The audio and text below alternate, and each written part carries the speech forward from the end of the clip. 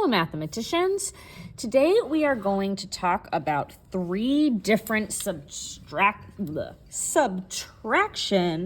strategies. Now, why do we even learn different subtraction strategies? Everyone's brain is different. Your brain is different from my brain, which is different than your classmate's brain. And some of these strategies make more sense to some people's brains, and some of these strategies make more sense to other people's brains.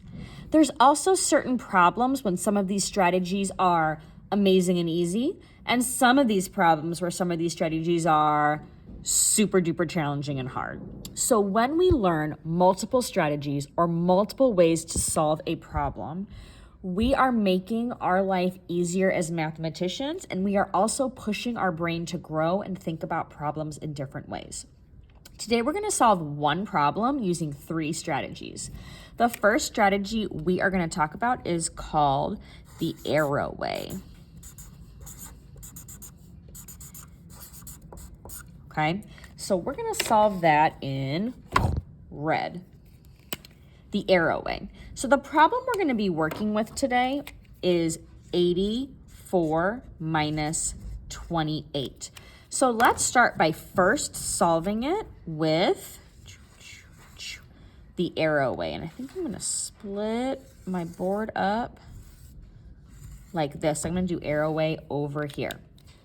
So when I do arrow way, what I start with is I start with my total here, the number that I am subtracting, 84. And I'm going to start to count back.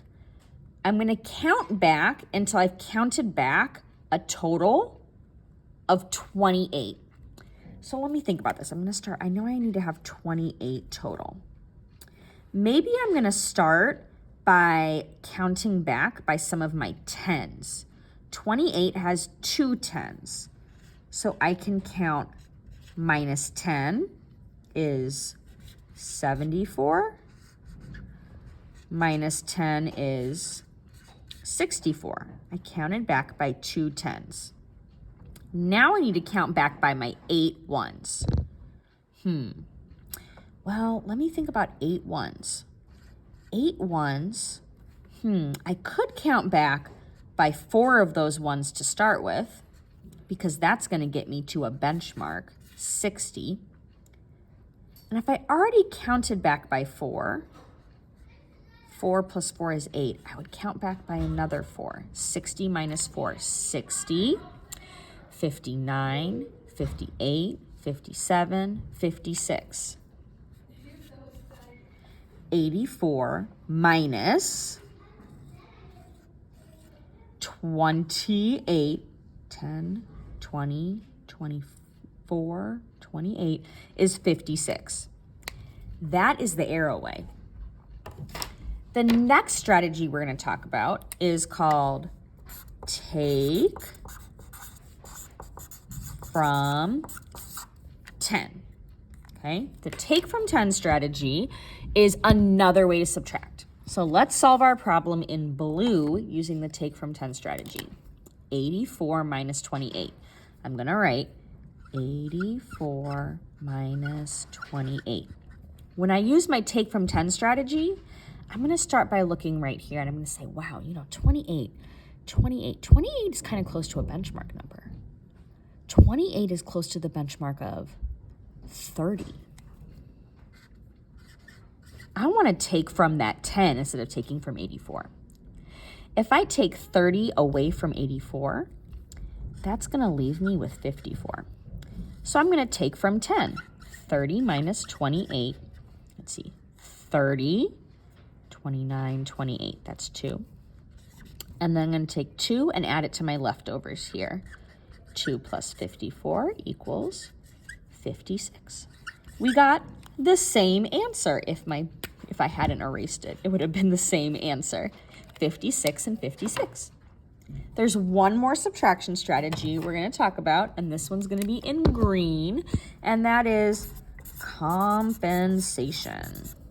And compensation is kind of like when you pay too much and then you get some change back. We're going to subtract too much, and then we're going to get some back. So let's solve this using compensation using green. So when I do compensation, I'm going to use a number line. I'm going to start here with 84. Now, instead of subtracting 28, wow, that would be a lot of hops, I'm going to subtract the nearest benchmark number, 30. Minus 30. 84 minus 30 is 54. But I'm not done because I subtracted too much. How much too much? Well, let's see. 38 and 28 are 2 apart from each other. So I'm going to have to compensate by adding 2 back in. 54 plus 2 is 56. No matter how I solve, I still get my difference of 56. Which is your favorite strategy?